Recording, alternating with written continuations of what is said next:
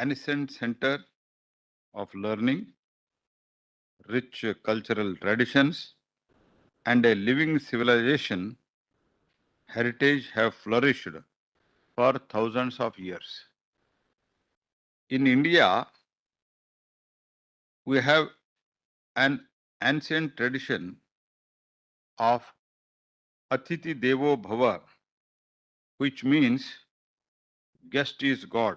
We regard our guests with the highest respect.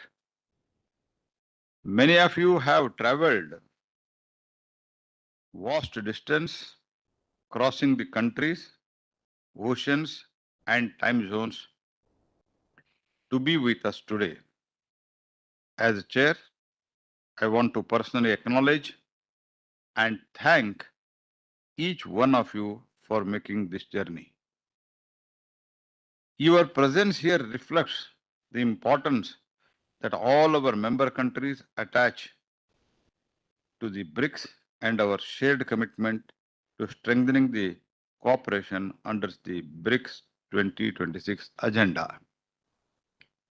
Excellencies, last month under the leadership of Prime Minister Shri Narendra Modi, I was entrusted with an responsibility of leading India's education sector. I consider this a responsibility of immense significance, especially given the scale and diversity of India's education ecosystem. I consider this, therefore, a special privilege that one of my early opportunities to engage with my international counterparts is here among the colleagues from the BRICS family. The 13th BRICS Education Ministers meeting also assumes particular significance as India holds the BRICS chairship this year. I take this opportunity to express India's appreciation for the support and constructive engagement of all member countries in advancing our shared priorities. India's chairship is guided by the theme Building Resilience and Innovation for Cooperation and Sustainability. Each element of this theme has particular relevance for education. Resilience, because our education system must be capable of withstanding the disruptions, whether caused by the pandemics, economic uncertainties, climate-related challenges, or the rapid pace of technological change. Innovation, because education systems cannot remain static when the world around them is changing so rapidly. They must continually evolve to meet the aspiration of each new generation and prepare our young people for the opportunities that may not even exist today. And the cooperation and sustainability, because more of us can address these challenges. None of us can address these challenges in isolation. The knowledge we create, the technologies we develop, and the institution we strengthen must serve not only the present generation but the generations to come. Actually, this idea of cooperation has a deep roots in Indian thought. Our ancient philosophy speak Vasudhaiva Kutumbakam. The belief is that the world is one family.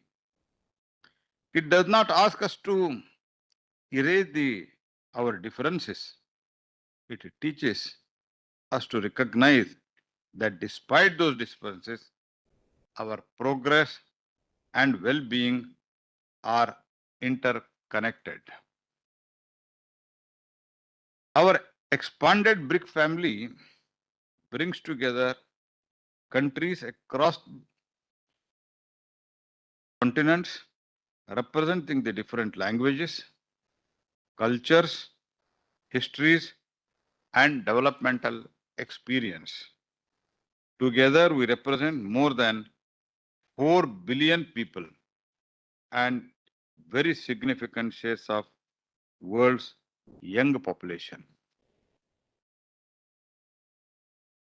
Our diversity is therefore not an obstacle to the cooperation, it is one of our greatest strengths. Each member brings their own experience, knowledge, and solution to the table. BRICS gives us a platform where these experiences can be exchanged among the equals and transformed into the practical cooperation. And perhaps nowhere is the cooperation more important than in education. Because of the future strength of the BRICS will ultimately depend on the capabilities of our people, the quality of the education we provide to our children, the skills we impart to our youth, the opportunities we create to our researchers, and our ability to ensure technology progress benefits the everyone, that is common man. Under the India's chairship, several ministerial meetings, heads of agencies meeting, and thematic engagements have already been organized across the different part of the country. There is a purpose behind taking the BRICS beyond our national capital, across the length and the breadth of our country. We followed a similar approach during the G20 presidency. It reflects our philosophy of Jan Bhagidari, the people's participation. This is also why people-centric development remains at the heart of India's approach to the BRICS. As our Prime Minister, Shri Narendra Modi has said, I quote, our goal during India's BRICS chairship will be to redefine BRICS as a building resilience and innovation for cooperation and sustainability.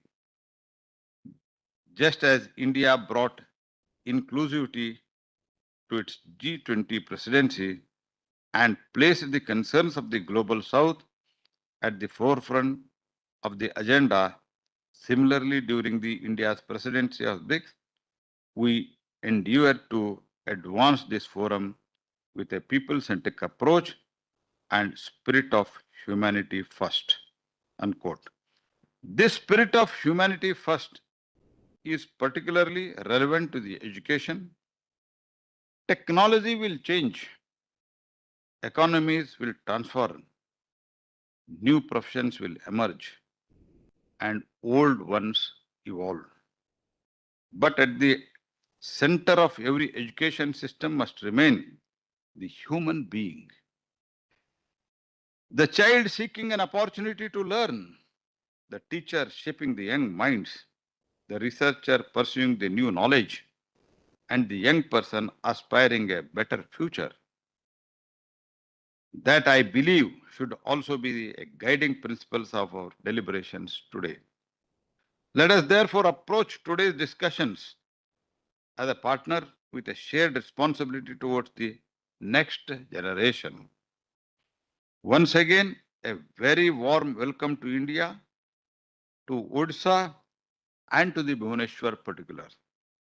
With that, I invite to present your opening remarks at the third BRIC Education Ministers meeting in the spirit of partnership, mutual respect, sovereign equality, and consensus of that defines the BRICS. Thank you.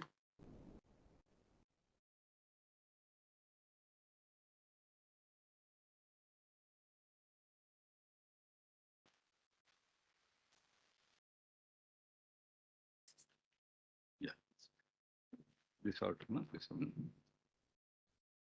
Now I call upon His Excellency Brian Uliarto, Higher Education, Science and Technology from Republic of Indonesia to give his opening remarks.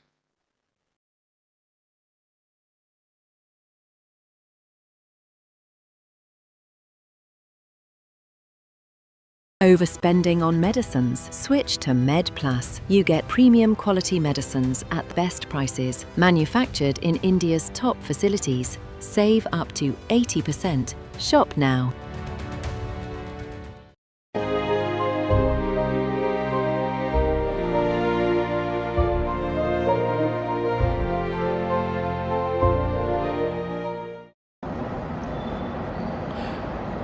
Good morning, India.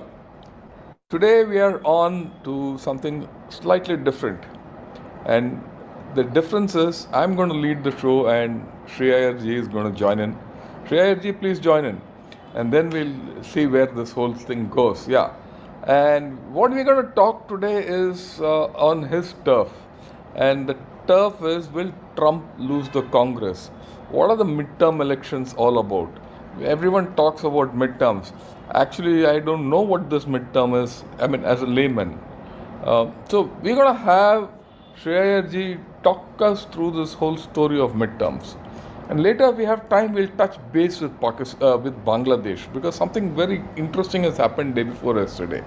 And I'll explain this whole story. Right? If you could have that little slide, let me explain what is this whole thing about. You know, look, in the US system, there's something called the midterms. So what is the midterm about? It is that 1 year the president gets elected. 2 years after that, the House comes up for, election. What is the House? House is the lower house, the House of Congress, the Congress, House of Representatives, which is known as the US Congress. The current majority is, 218 Republicans and 212 Democrats. Now this entire house is up for grabs. It goes for polls. And of course, what is the number needed for Democrats to gain control of the house? And that's just about 4. A flip of 4 is what this thing. So you call it the swing state, the swing, what will happen. The US Senate has 53 Republicans today and 45 Democrats. Plus of course 2 independents. Again the flip is 4. So what are up there for elections and midterms and all that?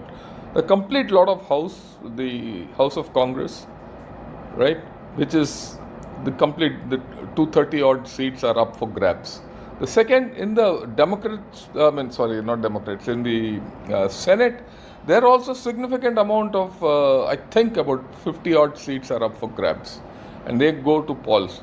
Not put in this is, there are 36 governors due to change. Now when this is almost virtually, this is the US system, that's the beauty of the US system, the checks and balances of the US system, where the president can't run away with everything he wants for, complete tenure. So he has to take a, check at the middle of the thing. The people take a check on his presidency and they will vote a Congress or a Senate the way they want. And this is what it means. Why are they important? Because they are important because at the end of the day, the money has to be passed, the money bills, the funding, everything has to be passed through the House of Representatives and the US Senate. Right? This is the broad thing, and lot are going in. A lot of stakes are there for the midterms. We've discussed about it. We keep talking of midterms in the context of Iran and many other things. So the question is, will Trump lose Congress in November? If he does, what are the implications? We'll talk of the implications later, but we'll talk of the current scene, where it is going, everything. Shri, over to you. Please take on. Thank you so much, sir. Viewers, good morning to all of you, and Good Morning India program. And we are looking at a very interesting point in time as far as the elections in United States are concerned. So viewers, the term of Congress is 2 years. It's like Lok Sabha being re-elected every 3 years or every 2.5 years, and so that there are 2 times the Lok Sabha people get elected. Imagine if something like that were there in India.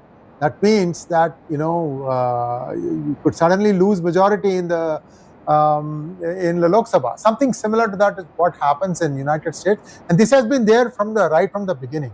So the lower house, or the house of called as Congress, House of Representatives, every 2 years they have to get elected. So what is the bad news? This time many Indian Americans have lost out in primaries to their Democratic challengers. Like who?